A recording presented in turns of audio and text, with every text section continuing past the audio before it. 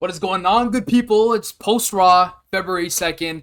First of all, Stephanie Vaquer's theme song needs to change back. That new one is dog water. The old one had so much more aura to it, so much more power to it. This new one is just nothing, bro. This is just another one of those. I think it's made by Def Rebel. I'm pretty sure. Another one of those Def Rebel flops.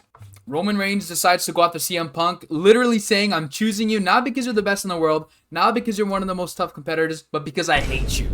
He despises CM Punk, and he's going to face him in the main event of WrestleMania 42. This is going to be a banger.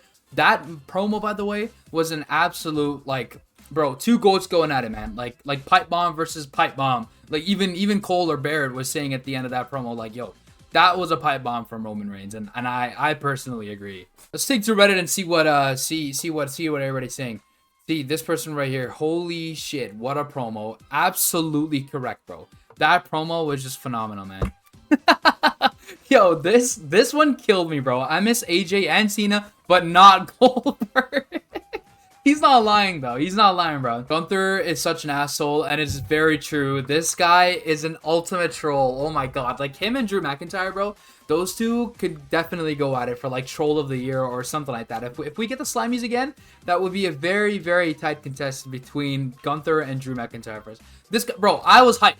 I like shot up out of my chair when I heard the AJ Styles theme song. I'm like, oh my god, he's here, he's here, he's not leaving us after all. And then bam, you see this bastard come out and start trolling, and he goes, yeah, and then it switches back to his theme, and then he's like, he knows what he's doing, bro. I love Gunther as much as I hate him canon wise, story wise. I love this guy, bro. This guy is a staple. Roman tonight. This was 6 hours ago, so understandable.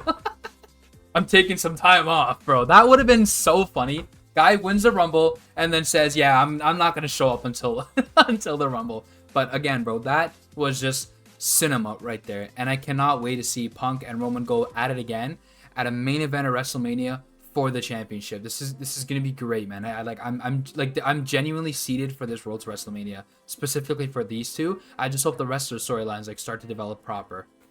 Triple H, hey, you know how Vaquer's theme sucks? Def Rebel, yeah. Triple H, can you make it worse? Say no more, fam. How many more bad entrances can you make? Yes, her old theme slaps. I don't know why he says the old one sucks, but same ways, bro. Like, this was such a flop. I don't know. Like, why do they fix things? Or try to fix things that aren't broken. Like, her old theme just did not need any fixing whatsoever, and yet they went ahead and just did it anyway. Bro, it's like they had extra money laying around, and they were like, you know what? Let's just pay Def Rebel for no reason. Let's just use this extra money we have for a new theme song for absolutely no reason. I wouldn't be surprised if like they like spun a wheel at like HQ. They were like, yeah, let's just put like a bunch of superstars, all of our active superstars on like the spin a wheel website, and just like, whatever it lands on, we're just gonna randomly just have their theme song changed anyway. Stupid, bro. Adam Pearce coming out of retirement and challenge Braun at the next pay-per-view. If Bron Breakker and Adam Pearce go at it at the next pay-per-view, I again would love to see that happen. And second of all, bro, you cannot tell me that this guy, Adam Pearce, isn't the one behind that mask. I get that the theories are Seth Rollins, you got Logan Paul, you got, someone said Finn Balor, did I say Seth already? Yeah, I probably did. To me, that looks like Adam Pearce. And I will, if I'm wrong, I have to buy somebody that engages with this video whatever merch they want on the website, under 150 Canadian. All right, I'm not freaking Elon Musk, bro. This is how you build a monster, crush other big dudes. He's referencing Obafemi. Dog, the War Raiders were not supposed to go against Obafemi because it was supposed to be a regular 2-on-2, but bro, the theme hits, everybody's going wild, and this guy just coming out like that tank that he is, and then he just comes in the ring and just starts fucking up both what do you call it, Eric and Ivar. Like, are you serious? And plus, I think either Eric or I think Ivar, Oba went against him at Spring Bash or something like that back in NXT days. That was a fire singles title run, by the way, by what do you call it, Ivar. That was fire. Seeing him go in there and basically squash those two in like an unofficial 2-on-1 handicap match, I'm loving what they're doing with Oba. Please do not mess this up. Do not mess this up. We've seen this before. We've seen it with Veer. We've seen it with Rusev. Please do not mess this up with Double Femi. Please, H. I'm begging you, dog. I'm begging you. You have so much potential with this guy. 2024, Dom gets booed so loud he can't talk on the mic.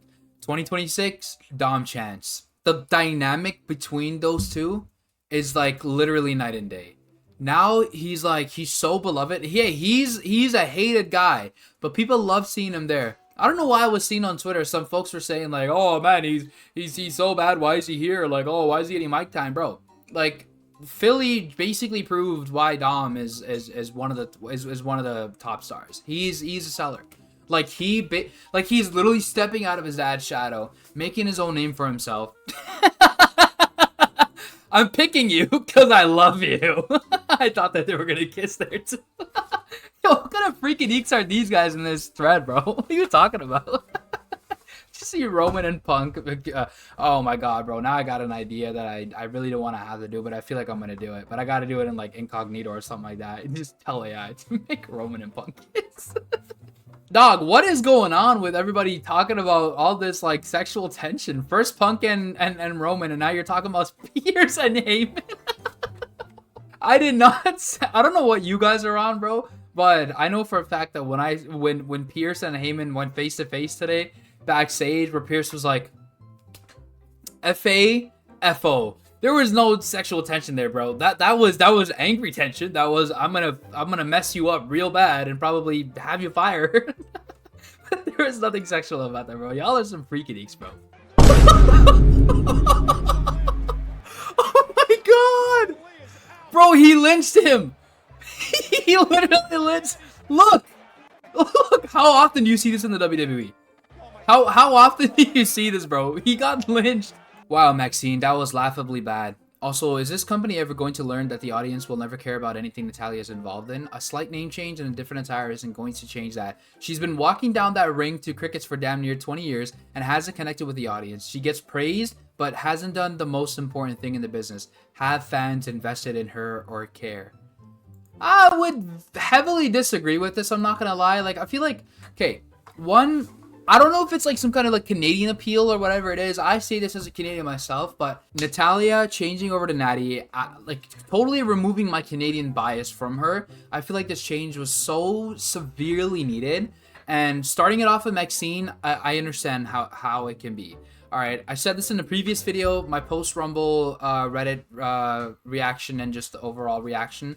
I didn't end up uploading it because it was too late and, whatever. But anyways, I feel like this is a really good opportunity for Natalya. Whether she beats Maxine or not, this is a good way to set up Maxine as well, whether she loses or not. If she can just really show, her being able to keep up with someone with the experience and just a veteran like Natalya, that would be great for Maxine and her trajectory. Again, win or lose. I would prefer Maxine to lose anyway, but do really well in her match with Natty, and Natty of course wins, so she can continue that momentum in terms of changing her total appearance and everything like that. This one in particular really got me, bro. I was crying over this. Wade Barrett says Dominic Mysterio is the best lover, and he says, quote, "Trust me on that one." Huh?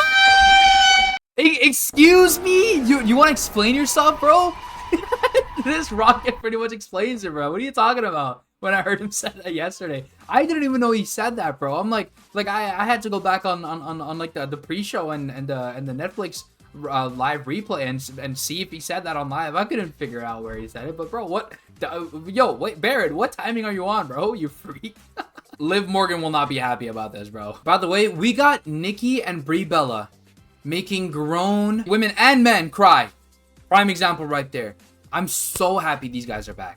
These guys deserve I don't care, bro. I'm gonna say it. They deserve to become the new WWE Women's Tag Team Champions. I said it. I don't care. I don't care. It's gotta happen. Anyways, y'all, I hope you enjoyed this one. I don't know if this is too long or too sharp. It is what it is, but we'll continue improving these as we go. I also have my own Reddit thread as well if you guys want to join that and put a bunch of your clips, thoughts, insights, whatever the case is, and I'll feature them in future videos and stuff like that. But anyways, let me know what your guys' favorite moment from this Raw is, and let me know if you're excited for this road to WrestleMania, because I am getting there, as long as the rest of the storylines are, fixed up a little bit, and we need to get the theme song situation figured out.